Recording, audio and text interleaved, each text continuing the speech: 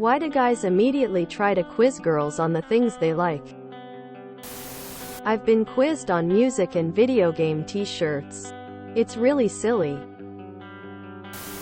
Same people that interrogate vegetarians. Do you have leather shoes? Do you use glue? Do you drive a car? I bet IT has leather. Like, calm down bro, I never said I was trying to be the Jesus Christ of animal rights. I'm just trying to do better than nothing. These people are energy vampires and they feed on gotcha moments.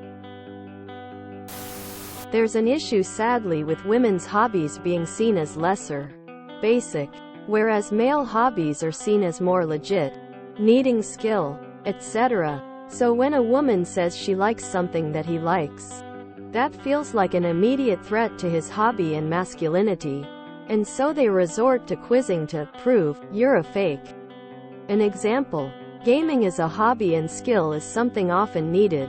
Guys mock each other heavily if they get beat by a girl, because he must be awful if he is beat by a weak, simple girl. Another factor is some men don't recognize women as individuals with their own interests and hobbies. So if a woman says she likes gaming or certain bands, they immediately assume she must be faking to try and appeal to men, to try and seem cool. So they quiz to out her as being fake for male acceptance, attention. Guys who are secure in their masculinity and or aren't misogynistic don't have views like this. Guy: women don't like me 'cause of my niche, nerdy hobbies and interests. Women: no, we like those hobbies and interests. Now the guy has two options. A. Accept that his hobbies aren't the reason women don't like him.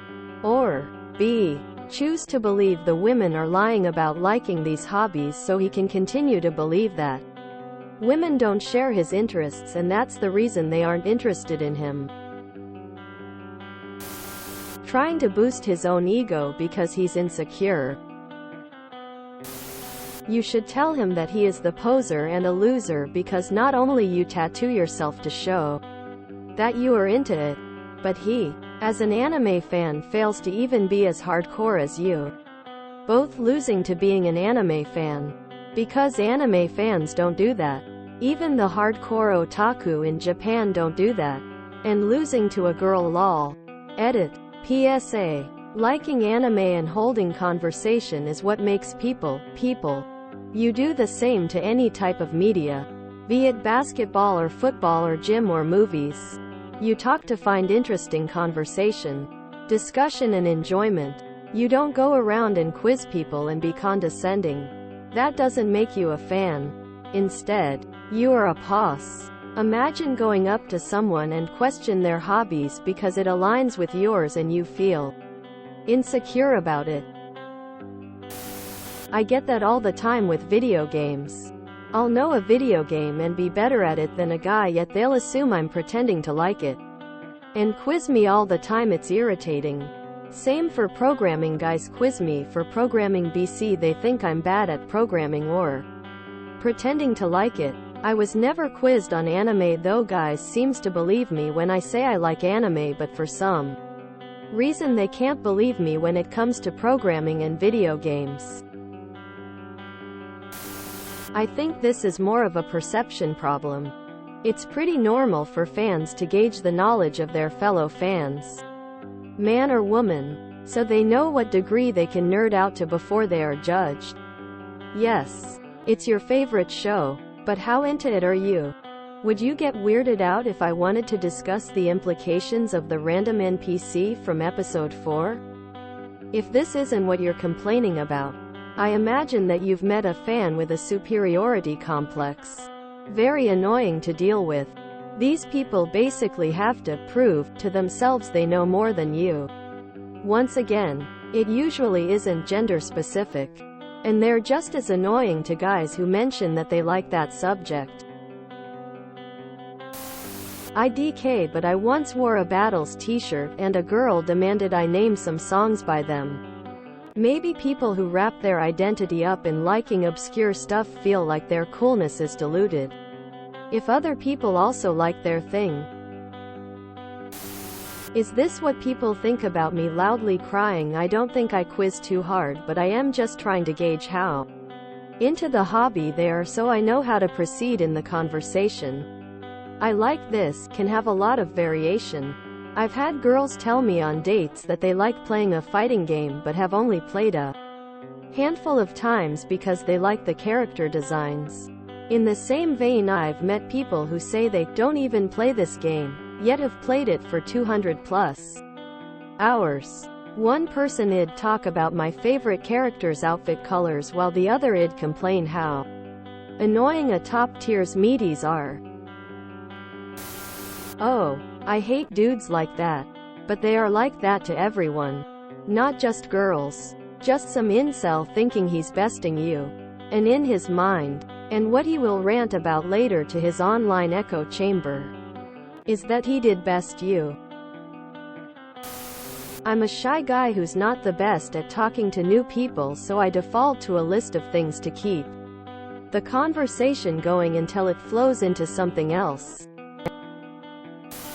It's not just about guys and girls. Some people form an identity around hobbies, interests, or even music and put a lot of time and effort into it. If they feel you wouldn't necessarily fit into that identity, they start gatekeeping. For example, many of my Gen X peeps would look at a 19-year-old basic-looking girl wearing a Guns N' Roses or AC/DC t-shirt and automatically think they are posers, since they probably don't really care for their music, because wearing a t-shirt of a band meant something back then. My guess is that niche anime would be the same. He didn't feel you belonged to the culture. Maybe that's a good thing.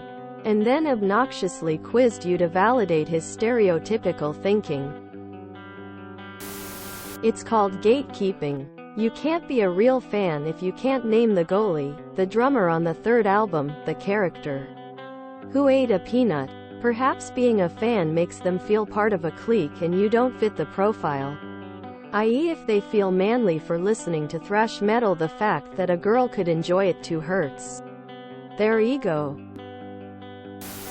It was this YouTuber I forgot the name of, but they also made music. Once this boy found out I liked him. He claimed I was lying. Didn't know his music and didn't drop the subject until I punched him in the gut in the back of the class after going on about it for 2 weeks. He would see me, grab my shoulder, wrap his arm around me, or any other type of physical contact. He would then drill me, and since I actually liked the dude's music, I knew his songs and everything. I told him if he didn't leave me alone he wouldn't like where it ended up at. He grabbed my shoulder as I tried to move up a couple seats and I just punched him. Then sat down where I was headed.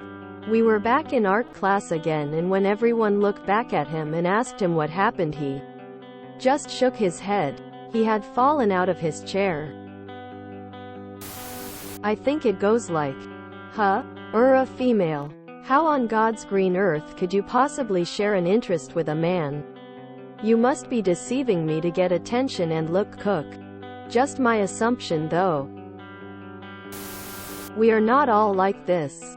Being condescending about it and gatekeepy is a sign of low maturity and insecurity emo. If I find someone with similar interests, I will totally talk to them about it. It will be clear if that person is actually interested in the topic, so no need to question it and be condescending. It's just gatekeeping, usually based in some kind of anti-girl viewpoint, sometimes buried deep down, other times out on the surface. It could also be negging. Negging is an act of emotional manipulation whereby a person makes a deliberate backhanded compliment or otherwise flirtatious remark to another person to undermine their confidence and attempt to engender in them a need for the manipulator's approval. The term was coined and prescribed by pickup artists. Source equals Wikipedia. I used to do this to men too, but that part is irrelevant here. Due to my autism and ADD, undiagnosed then, girls and women would rarely engage with me for this reason. as they thought I was being sexist, but the questions came from a place of wanting to know more. Wanting to know if I can engage with them if that topic is about something I love. Took years of practice. But now I hold myself back and let them speak to their heart's content. I get my questions answered. And they think I am a good patient listener. Yes. My popularity among my women friends has shot up. I know this did not technically answer your question. I am providing a different perspective of us neurodivergent folks. And I hope that helps somewhat. If you enjoyed this video, please check out our playlists full of similar content. Epic Ericast is like doom scrolling for your ears. Please like, share, and subscribe.